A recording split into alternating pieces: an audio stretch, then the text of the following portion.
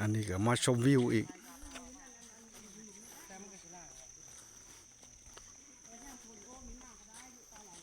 ชมวิวอยู่หินชามวานขี้หินนี่เป็นปลาวาฬนี่เลยยาวคือปลาวาฬ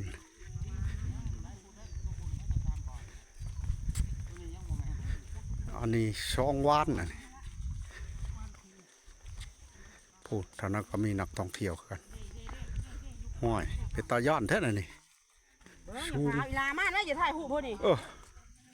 นี่อยู่น้องพาชูงระดับโลกมันชูงอ๋อวิวนี่ก็โมเมนต์ของธรรมดา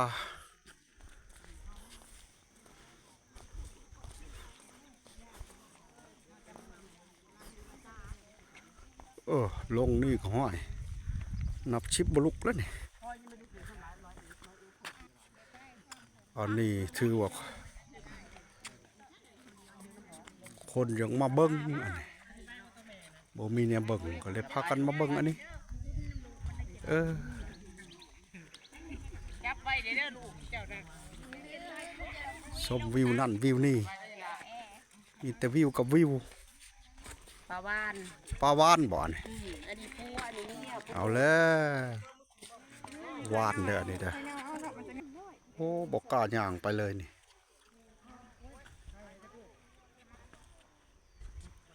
อันนี้อยากได้ยอดวิวทุระดับอันตรายได้นี่ระดับโลกชื่อแม่ชื่อพอมาให้ไม่ลงกวางมาถ่ายไหมคอยเด็กอันเด็นั่นวานหนึ่งวานช้องวานช้ำเด็เป็นช่อไปเลยนะโอ้แปลกประหลาดแท้น้าหอยยิวฮะยางน้ำกลโมยางไปหอดพุ่นไปยืนแกะทาโมญี่ปุ่นนี่ว่าแจ๊ะเลยแล้วเนาะ